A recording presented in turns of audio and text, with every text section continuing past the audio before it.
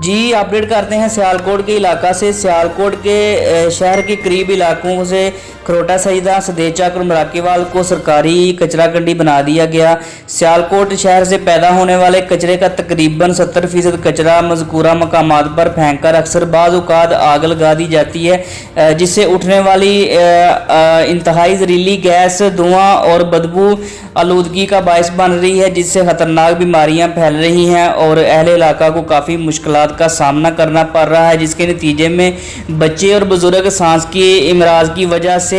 Doctors के clinics और अस्पतालों का रुख कर रहे हैं। अहले इलाका ने डिप्टी कमिश्नर सियालकोट और म्यूनिसिपल कॉरपोरेशन सियालकोट के साथ साथ डॉक्टर फरदौस आशिक अवान उस्मान डार से भी इस मामले पर एक्शन लेने का मुतालबा किया है और ये कहा गया है कि जल्द से जल्द इस बुनियादी मसाइल से हमें छुटकारा दिलाया जा सके।